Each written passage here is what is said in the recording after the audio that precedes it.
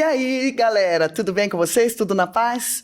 Hoje, eu, Gisele Santos, estou aqui com vocês para mais um podcast no nosso Isbel Talks. E nós temos uma pessoa aqui super especial, que eu conheço a longa data, nem vou falar há quanto tempo para não entregar a nossa idade. Mas a gente já está aí junto a uma boa caminhada. E hoje, nesse programa tão especial, nós vamos falar sobre Outubro Rosa, sobre o câncer de mama. Então, com vocês, trago aqui Zuleika Rodrigues Ramos Frari. E esse sobrenome é bem conhecido aqui, hein? Exatamente. Zuleika, fala pra gente, quem é Zuleika?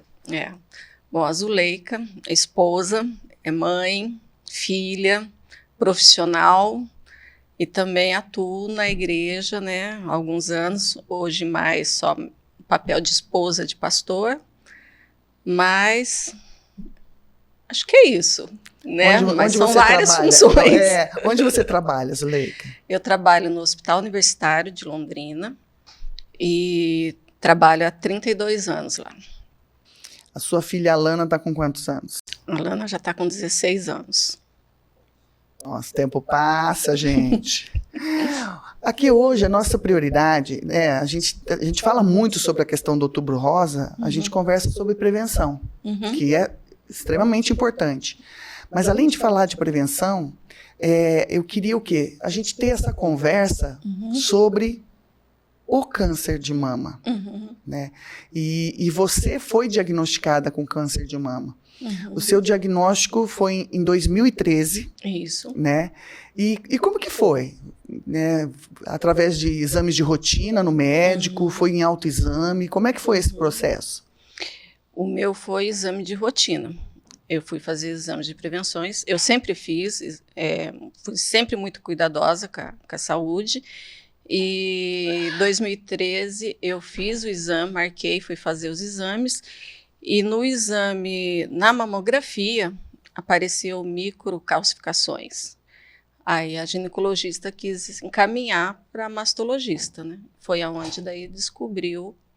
Aí pelo exame ela falou as microcalcificações poderiam ser benignas ou malignas. Não tinha como saber só pela imagem, mas sabia que eram microcalcificações.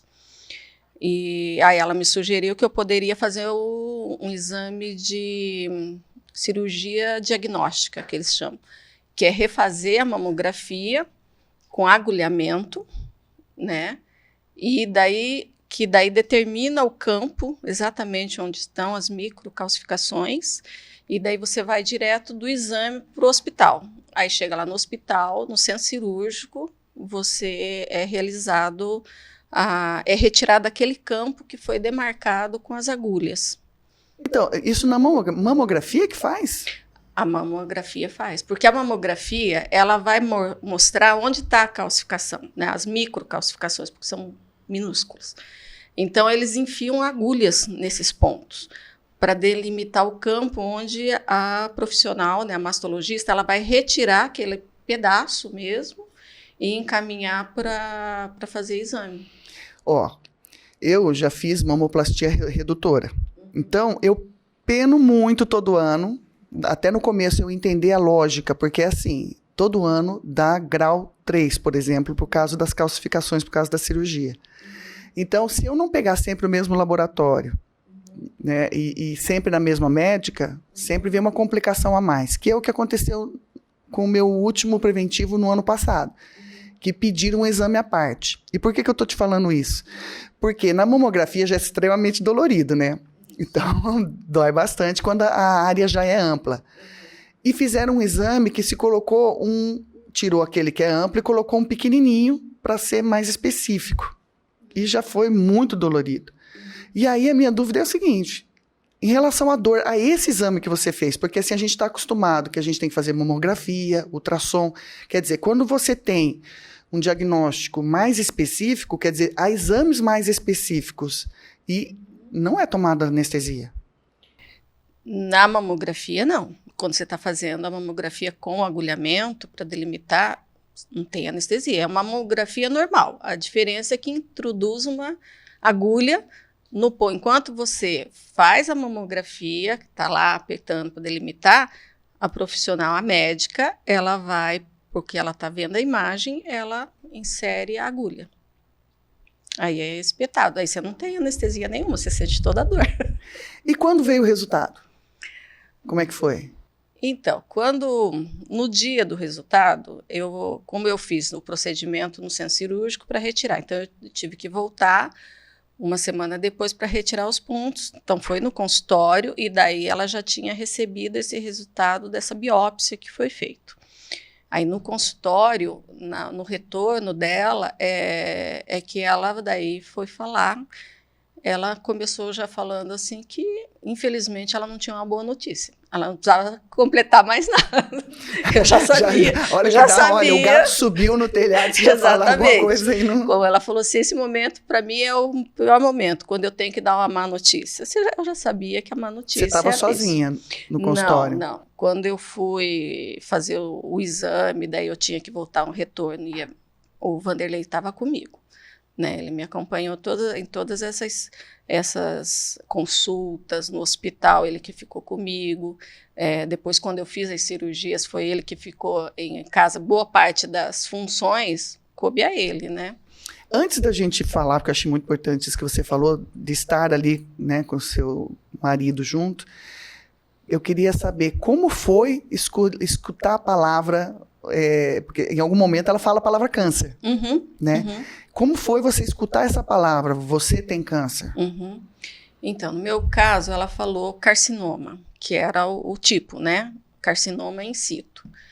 Então, ela falou, como eu trabalho no hospital, eu sei que um carcinoma é câncer. Então, ela falou, eu já sabia. Nesse primeiro momento, na verdade, eu acho que a gente fica meio em estado de choque, porque não foi assim um susto. É lógico, você não está esperando ouvir isso, né? Mas você, no meu caso, não sei se é porque eu já sou uma pessoa muito controlada, lógico, você leva aquele baque, né? Esse baque se acontece. E daí eu quis entender melhor o que era, né? Ela começa a já explicar no local, que era também uma boa notícia no sentido de que o in situ estava localizado e que as porcentagens de cura era muito alta, né, no in situ, porque a gente pegou no momento justamente de prevenção, então você pegou no momento inicial. O in situ era basicamente quase que um tumor inicial. Então, ela já entra fazendo todas as explicações. Enquanto ela está falando, na verdade, a cabeça da gente está um turbilhão. Né? Você quase não ouvia, você ouvia só algumas relances. É aquela coisa que você está ouvindo, você está concentrando, mas ao mesmo tempo você já está pensando o que você vai precisar fazer. Então, é um turbilhão, né? Então, eu acho que as emoções ficam meio congeladas nesse momento também, né? Eu me senti assim. E daí a gente fez pergunta, ela falou que eu poderia ir para casa, pensar, depois fazer contato com o plástico, que é a orientação dela, pela idade que eu estava, mais o... Quantos anos você tinha? Estava com 45. Pela idade, por ser considerado nova, por causa da questão do câncer de mama, o protocolo, né, que eles seguem seria retirar a mama, não retirar quadrante ou parte, retirar a mama e fazer radioterapia. Falou, esse era o protocolo inicial. E que eu poderia ir para casa, pensar e depois voltar a ter o contato. Nem sempre o que eles estabelecem como protocolo inicial é o que vai ser desenvolvido depois. Então, depende de cada etapa. Tipo assim, você faz uma etapa, o resultado é X, então vamos para isso. O resultado é Y, vamos fazer outra coisa. Então, eles têm os seus passos a passo, né?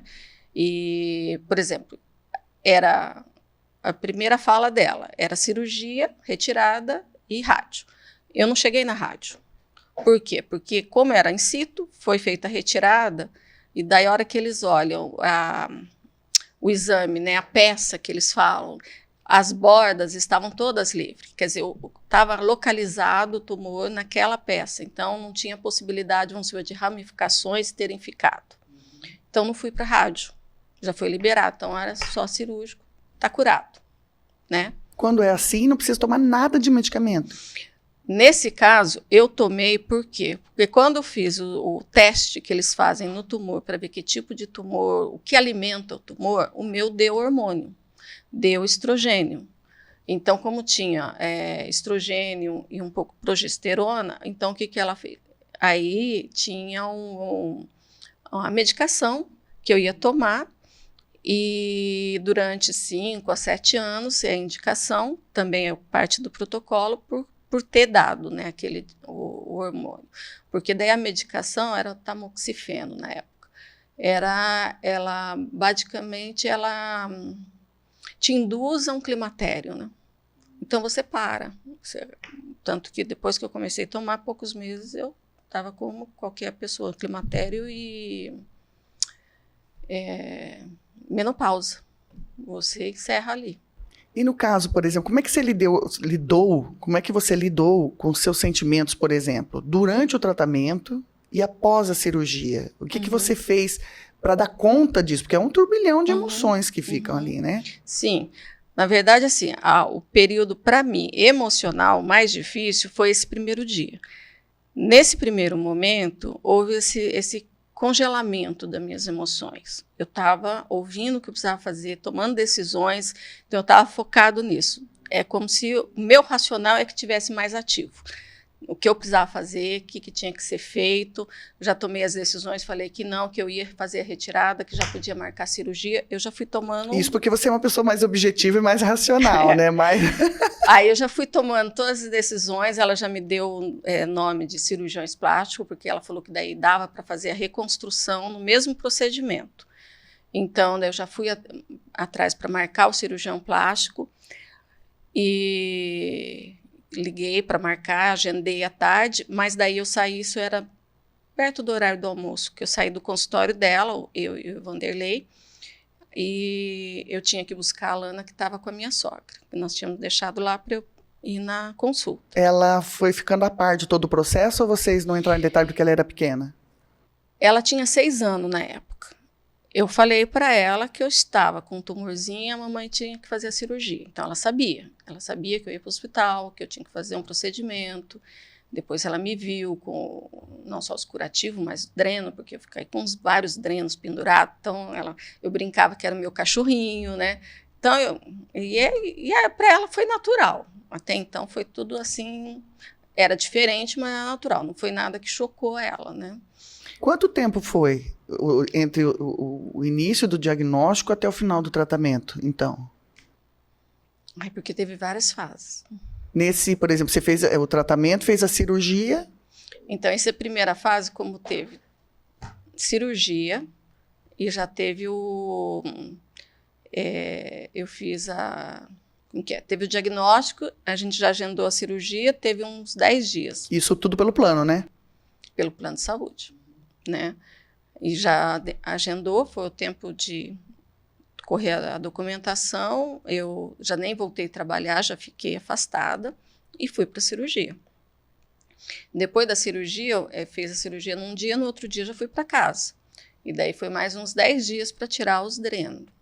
Fiquei em casa. E depois dessa retirada dos drenos, foi mais uns 2 meses para recuperar e voltar ao trabalho.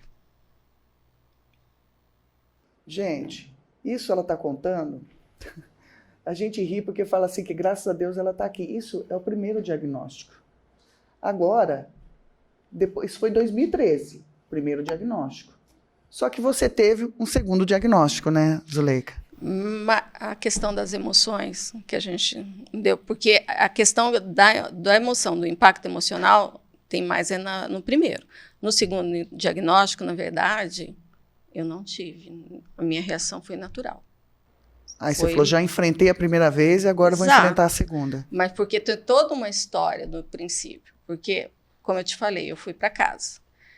Eu saí do consultório e fui para casa. Eu não quis buscar a Lana porque eu precisava desse momento para mim, né? Eu ainda estava naquele do impacto da notícia. Então eu fui para casa.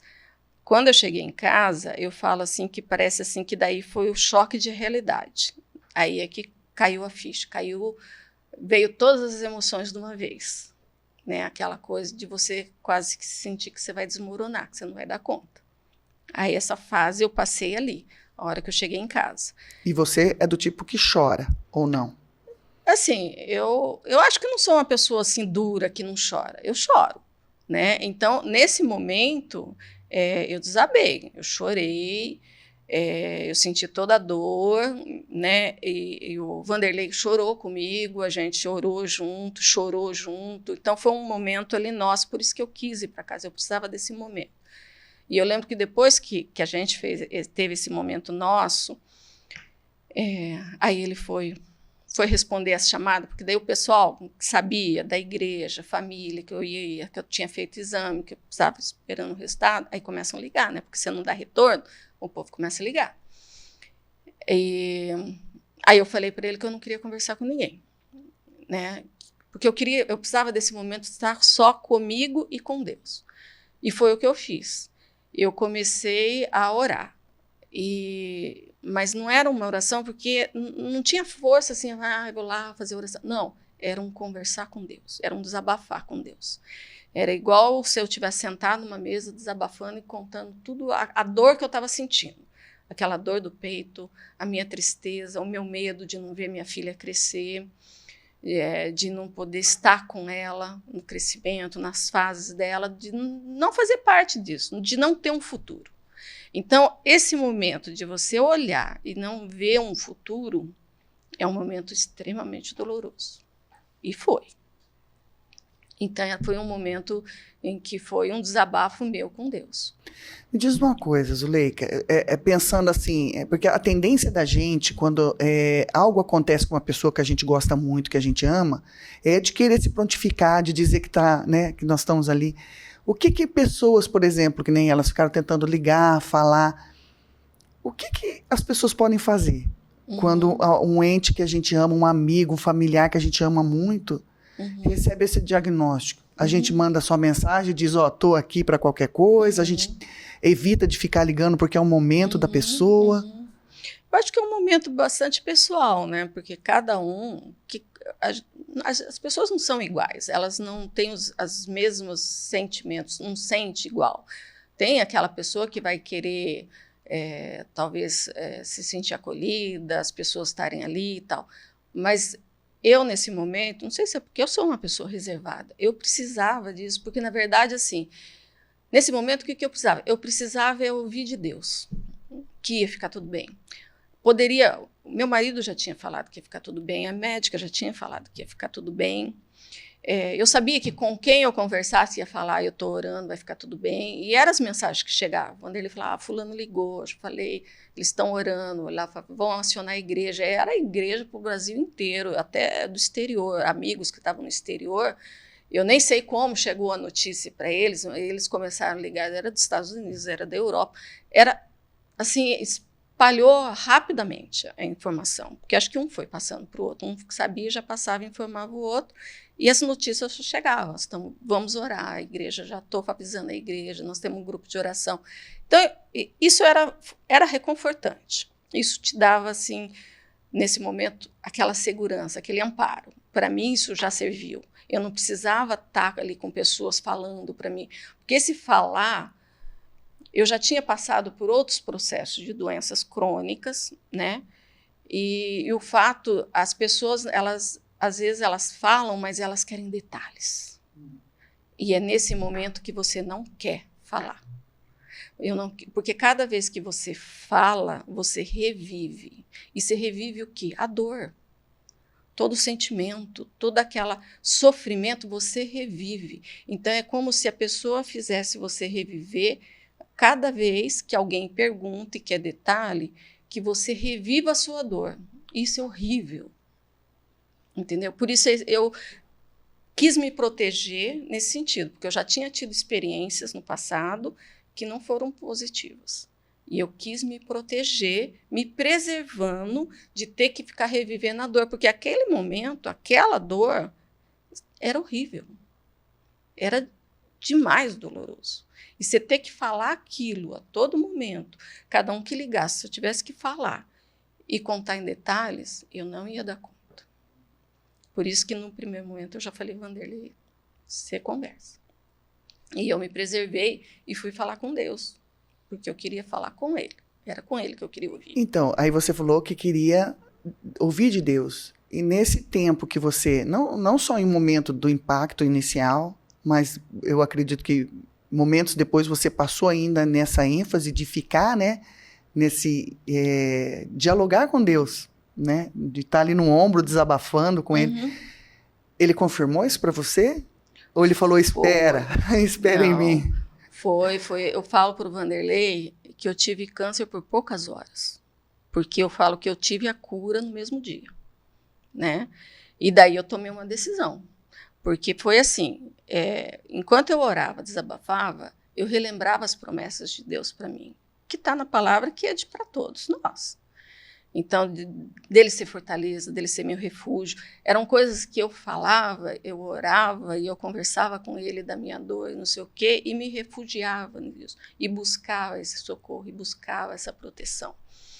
Então, enquanto eu falava isso, e depois me veio o Salmo 18, isso já à noite, isso aconteceu lá meio-dia, 1h da tarde, e eu passei o resto do dia nessa conversa, nessa fala com Deus, e nessa batalha mental, até umas 8h da noite.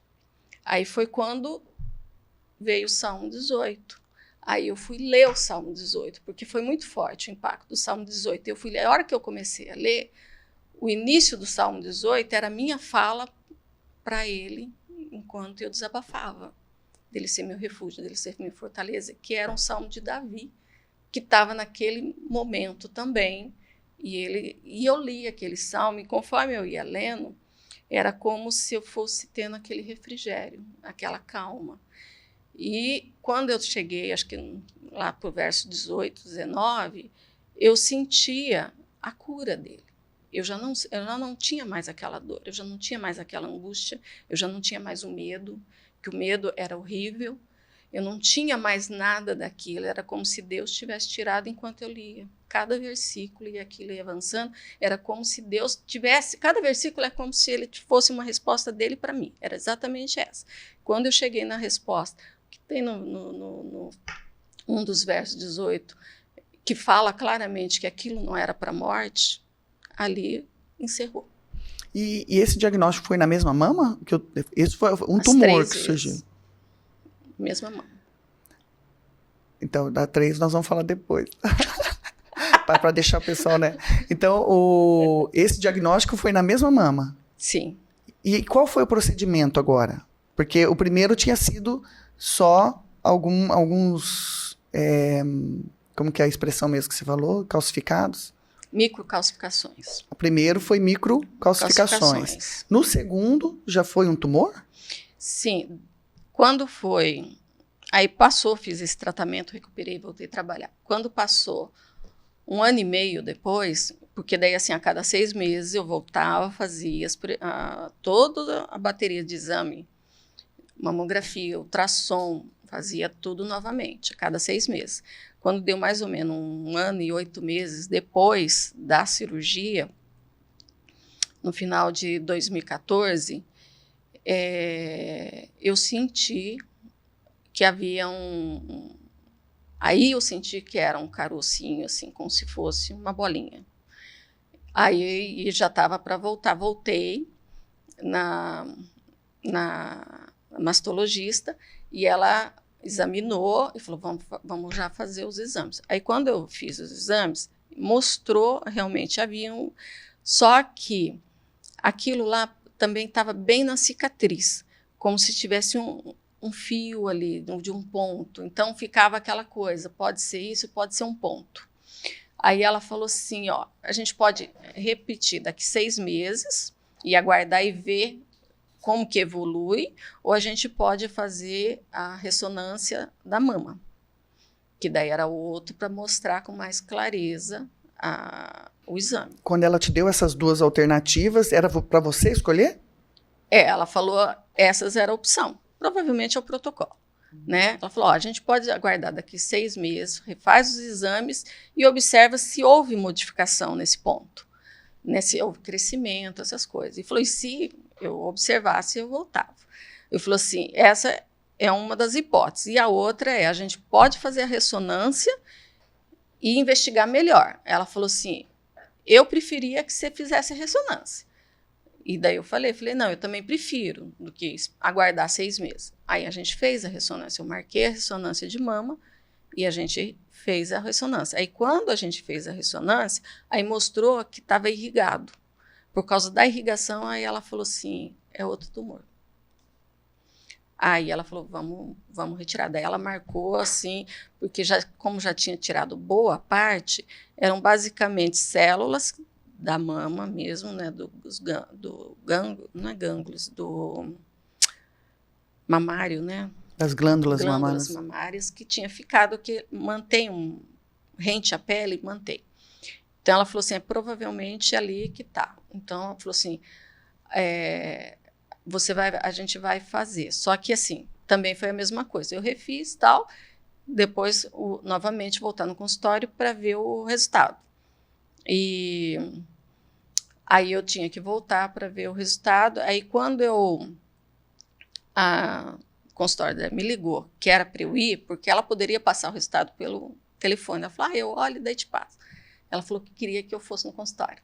Aí eu falei assim, já sei. O gato subiu de novo no telhado. É mais ou menos isso. Aí eu lembro que eu orei, né? Eu estava no trabalho. Eu peguei, fui para um lugar reservado, orei e conversei com Deus. Falei, Senhor, eu sei que a notícia não é boa novamente.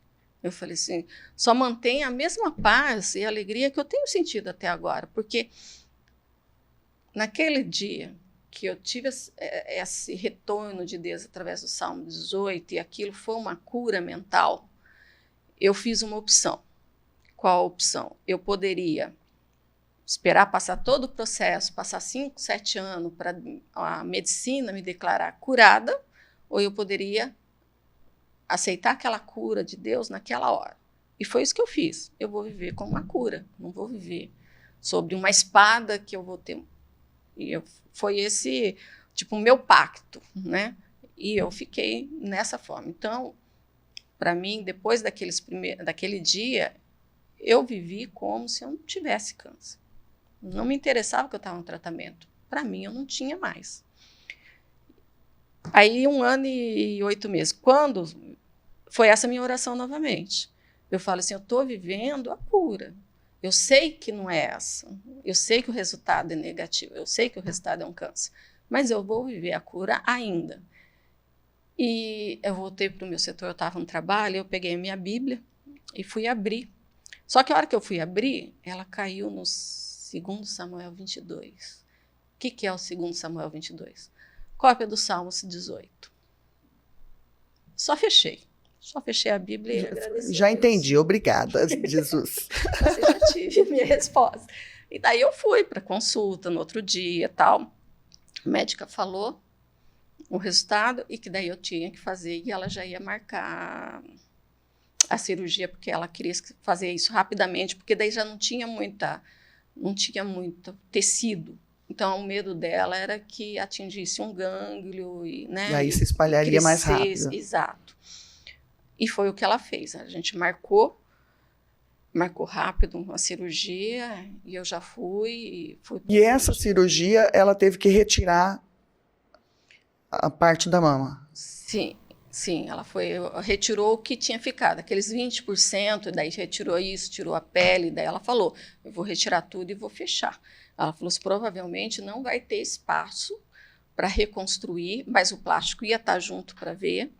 Ela falou assim, a gente vai ter que tirar tudo e talvez não vai ter espaço para manter a prótese. E esse não ter espaço quer dizer que teria que ficar sem prótese? Sim. Quando acontece isso com uma mulher que não há espaço porque teve que retirar a pele, ela não vai poder usar a prótese. Tira músculo, tira muita coisa, aí você tem que... Eles colocam uma bolsa que vai expandir, uma bolsa expansora, que vai expandir ao longo do tempo com soro para ir criando a pele, porque você não tem pele, na verdade, né? Então, aí... então, eu já estava preparada que ia ser assim. Só que não foi. Né? Não foi, eles tiveram que tirar tudo, tirar a pele, tirou tudo, só que daí o plástico colocou a bolsa e ele achou que dava para expandir, e ele começou expandindo, e ele expandiu. não tinha pele, mas ele expandiu e teve pele, entendeu? Então, por isso que eu falei para você que eu não tive a experiência de ficar assim reta, né? Porque realmente tirou uma e colocou outra. Gente, quando fala ficar reta, é aquilo, da pessoa ficar sem nada, sem os mamilos e só com a cicatriz. Exatamente. Né? Que pode acontecer em uma mama ou nas duas. Ou nas duas. E eu tô falando que ela é guerreira, gente. 2013, 2014, só que nós tivemos mais um terceiro diagnóstico. Em 2019. Isso, 2019 na mesma mama. Foi exatamente na cicatriz, num ponto que ficou e a gente sabia, aquele ponto estava ali. Só que aí a médica falou que se ele começasse a incomodar a pele, o corpo, né, expulsar, não absorver, porque geralmente absorve. Se não absorvesse ou o corpo tentasse expulsar, a gente ia ter que tirar.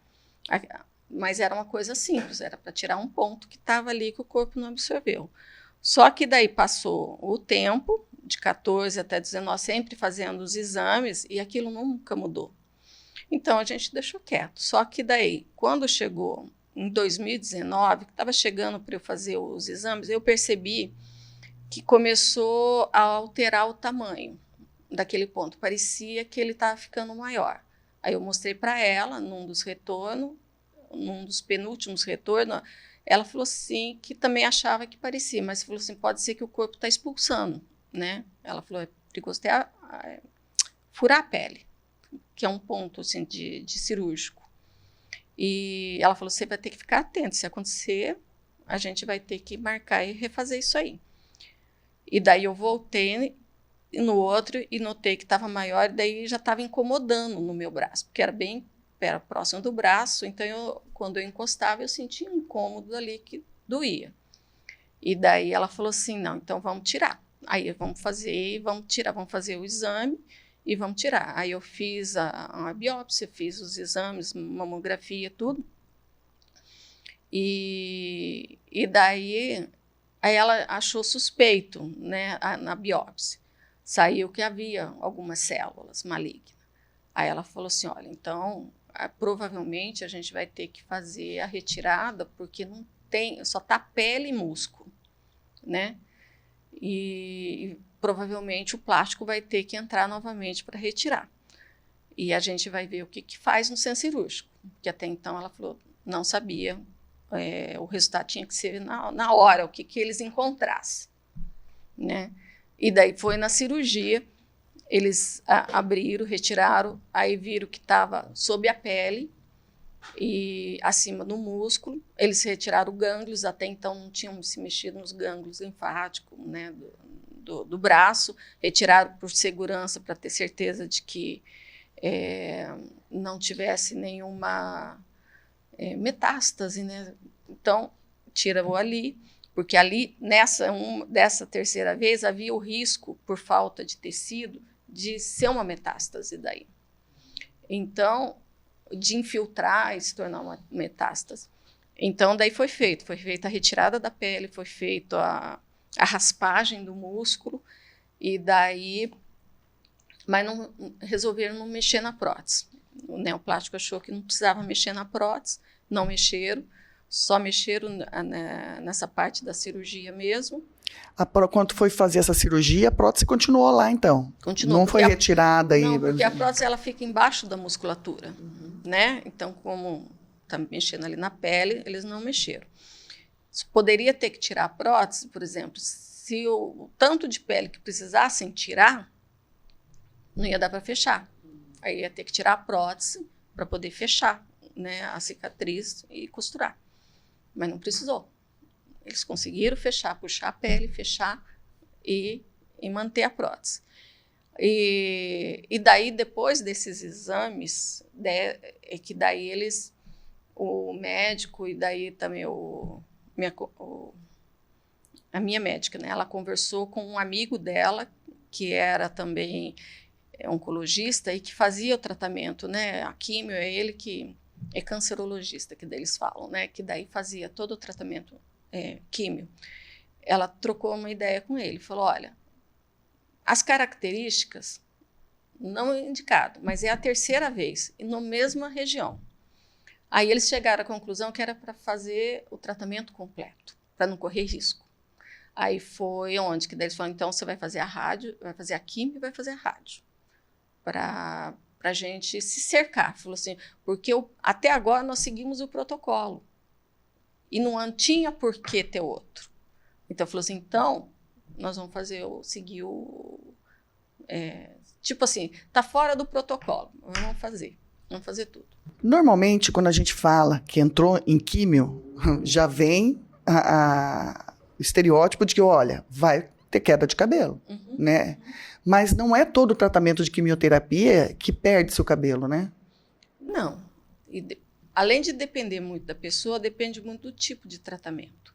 Porque, assim, tudo é feito muito de uma forma muito pessoal, né? Tem o tipo de tumor, tem a mulher, tem a forma de tratamento, tem umas que vão fazer uma dosagem muito mais pesada, que eles falam até por causa da cor, né? Que ela fica mais vermelha, assim, que daí é mais forte, e ela vai espaçar mais semanas, mais 3 ou 1 mês, uma só por mês. Tem outras mais fracas. Como o meu, eu não tinha nada ali. Essas outras que fazem, às vezes elas têm quadro já metástico, então elas têm que fazer uma mais pesada, não sei o quê. Essas geralmente vai cair o cabelo. No meu caso, como eu fiz essa que eles falam assim, a químio branca, porque ela é branquinha, ela era talvez assim mais fraca, vamos supor, se é esse o nome. Eu fazia toda semana. Então, eu ia toda semana lá para tomar, e tive que colocar um catéter. Foram 3 meses tomando químio todas as semanas. E quando você tomava a químio, mesmo dessa linha branca, né, mais, vamos dizer, menos agressiva, isso. Como é que era em casa, por exemplo? Você conseguia fazer algumas coisas em casa? Você tinha condições físicas para... Não, mesmo essa sendo fraca, o que acontece? A químio é cumulativa. Então, não é que eu tomo e o remédio sai do organismo. Cada vez que eu tomo, é como se aquilo fosse se acumulando no organismo. Então, não limpa do organismo. Então, que nem o primeiro dia, quando eu tomei, eu saí de lá com muita dor no corpo. Mas doía todos os ossos do corpo. Dava a impressão, assim, quando eu tive que levantar, porque eu lembro, a primeira foi a mais demorada, porque eu ainda não estava com catéter. Foi na veia. Então, ela toma mais lento, porque ela é dolorosa. Então, eles vão mais devagar, né, para entrar. Só para a gente entender, quando é radioterapia, você fica num ambiente de uma sala fechada e recebe uma carga. Isso. Né? No caso da químio, é algo que é tomado na veia.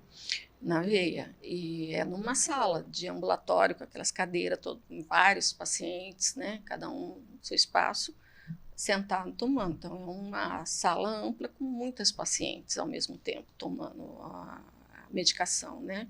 Cada uma com seu protocolo. E depende também da questão de qual químio, não sei o quê, cada uma tem o seu tempo para ficar lá. A primeira... Eu cheguei 9 horas da manhã, sei lá, 8h30, 9 horas da manhã, saí 3 horas da tarde. Entendeu? Então, fiquei horas, 5, 6 horas tomando, né? Tanto que quando a gente vai, eles dão todas as orientações, até de lanche, para você levar. Você vai passar o horário do almoço, se você quiser comer, você pode levar uma marmitinha para você comer lá, porque você começa a tomar e vai ficar. Então...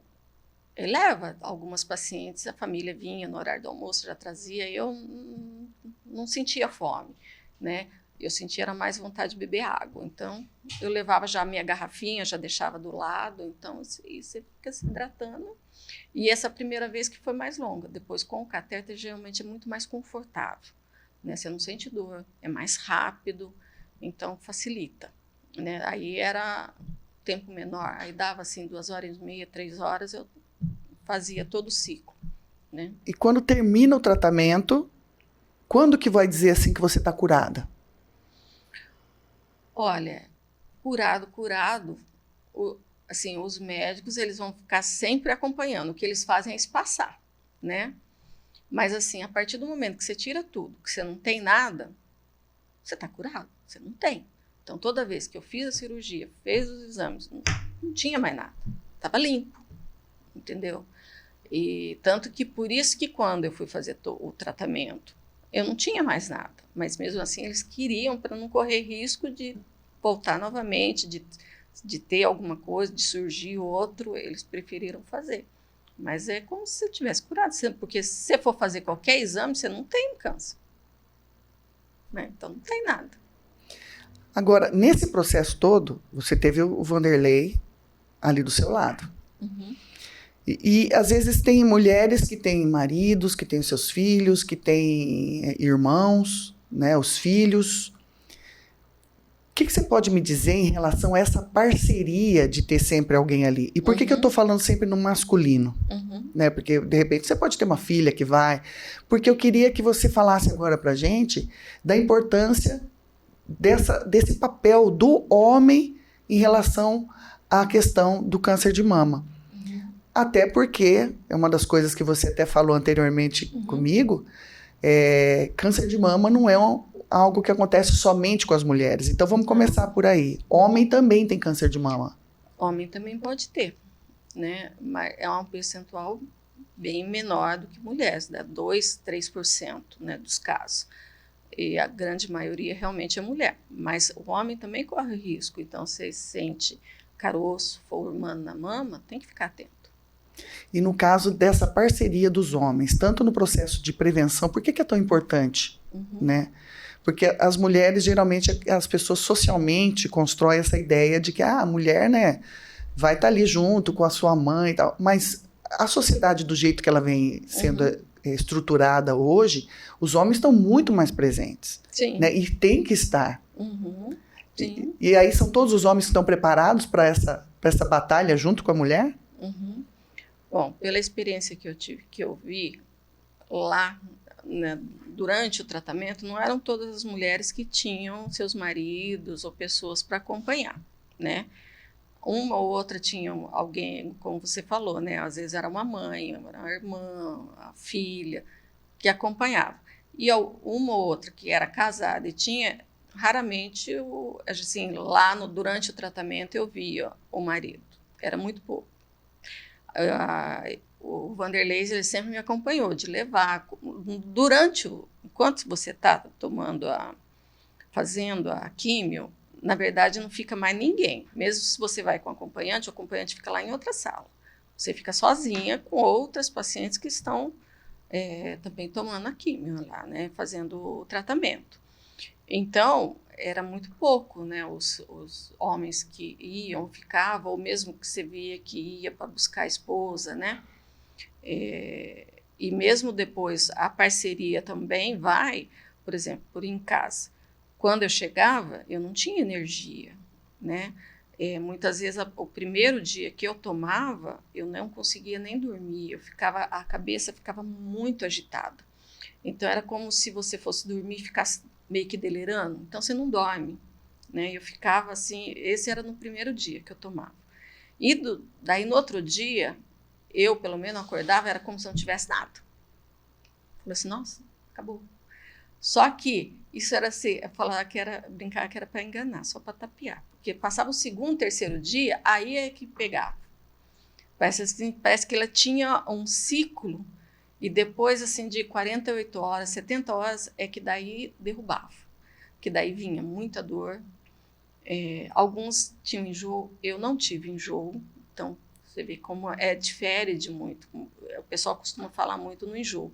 Eu não tive enjoo, né? Eu comia normal, mas eu tinha muita dor no corpo.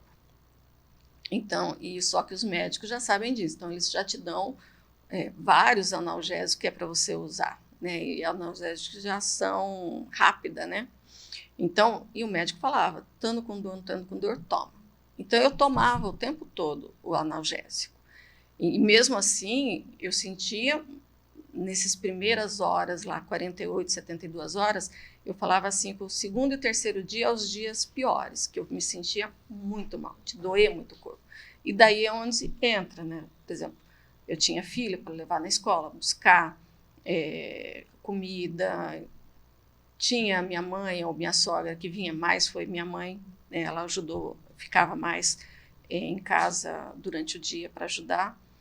E então, e o meu marido, à noite, tinha que dar conta daí da Lana, né? Que tinha 6 anos.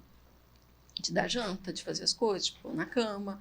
Porque realmente eu não tinha energia para nada disso, né? E então, daí é onde que ele sobrou todas as atividades domésticas, né? Então, nessas primeiras vezes, assim, foi bastante.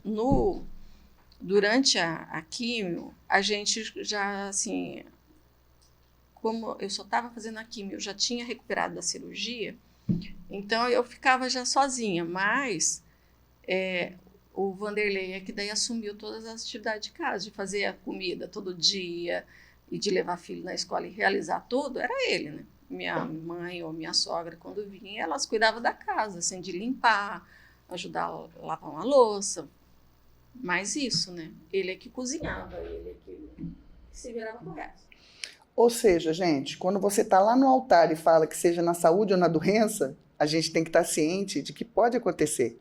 E tem muito homem que pula fora do barco, né? Porque não aguenta, ele não aguenta. Quer dizer, a mulher é que está doente e o homem é que não aguenta a pressão. Bem, eu já vi reportagem do INCA até que boa parte das mulheres, um grande percentual, os maridos se divorciam, saem de casa, porque eles não dão conta de lidar com todo o processo, né? Porque são vários, o tratamento para uns são mais longos, são piores, né? Então, e às vezes o marido não dá conta, né? De lidar com a história da família e mais a esposa, né? E depois dessa experiência toda, que é muito impactante, né? 3 diagnósticos, 3 tratamentos contra um câncer de mama, o que mudou na sua forma de ver a vida? Bom, acho que primeiro o que impactou logo no início foi esse relacionamento mais pessoal e mais íntimo com Deus. Isso mudou, né? O segundo é o relacionamento familiar, né? Você não valoriza certas coisas que você, né, não dá valor para certas coisas que não tem importância. Ele não fica valorizando coisas pequenas demais, né? Se valoriza mais é a pessoa, é o estar junto, esses momentos que a gente vê que é isso que, naquele momento, o que me impactava era de perder isso, né? Era perder esses momentos, perder o momento de ver minha filha crescer, de poder educá-la, de estar presente a hora que ela precisasse, de estar com meu marido. Esse momento de intimidade familiar é que eu tinha medo de perder. Chegou a passar na tua cabeça a cena de que acho que a maioria das mães tem de ver a filha entrando no altar, por exemplo? Não. Isso não. O que te passou de perder momentos com a sua filha? Então, esses momentos, saber assim... No futuro, não, tipo assim... eu não iria ver ela crescer, de não ver ela crescer, de não estar presente quando ela precisasse de mim, quando ela se tornasse uma mocinha, eu não estar ali para orientar, para ajudar, né? Não estar no dia a dia dela para protegê-la. Então, é essas coisas que você pensa, é aquele cuidados pequenos de amor, de relacionamento mesmo íntimo quando você tem com uma pessoa. Que seria fundamental para uma mãe estar perto de uma filha. Deus, você nunca questionou Deus? Você nunca chegou ao momento de dizer, por que comigo? Não, nunca. Eu lembro que uma das minhas falas, né, quando eu orava nesse primeiro dia, que eu falava para Deus, eu lembro que eu falava exatamente isso, que eu queria uma resposta dele, que não me importava qual seria. Né, se seria positivo, que aquilo ia ser curado, ia ficar livre, ou se meu tempo estava contado ali, né, se eu iria morrer. Eu falava claramente que eu estava preparado para ouvir isso dele, e que meu amor por ele não ia mudar. E ele conhecia meu coração, ele sabia disso. Né? Então isso eu falava claramente para ele. Então eu sentia isso, eu sentia a presença, o cuidado dele. Então eu nunca senti revolta, eu sempre soube e desse cuidado que ele era presente. E depois quando passou toda essa fase, eu lembro que nos meus devocionais, uma das coisas que também foi muito impactante para mim num devocional foi exatamente que eu senti de Deus, aquela questão assim, que ele estava restaurando a minha identidade. Então eu nunca tive dúvida que ele estava cuidando, que não importava a circunstância, não importava o que, ele tinha um propósito e ia ser cumprido. Zuleika, você, graças a Deus, tinha a oportunidade de ter o plano de saúde, né? Você trabalha num hospital público.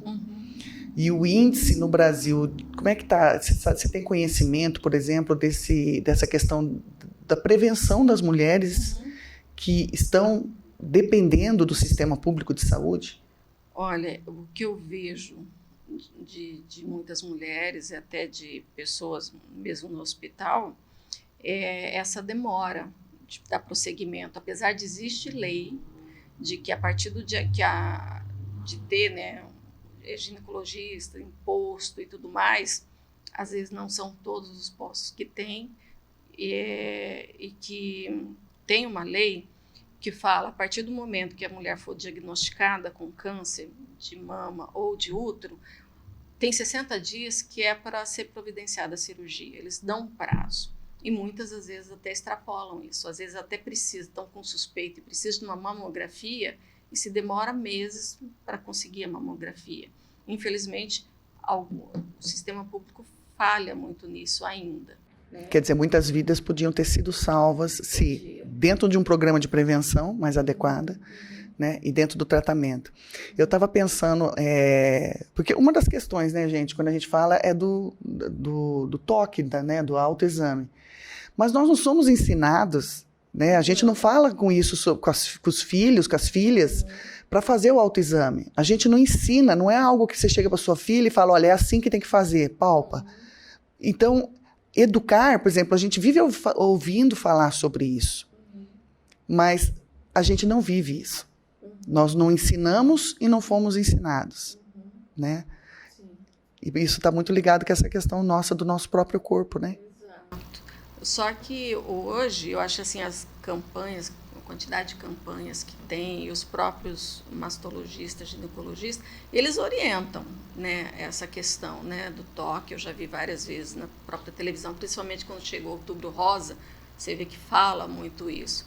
E as pessoas deviam prestar realmente atenção. Eu acho que é uma limitação mesmo de nós pais, tanto mães quanto pais mesmo, né? Porque a informação está aí. Sim, né? sim. A gente precisava fazer isso.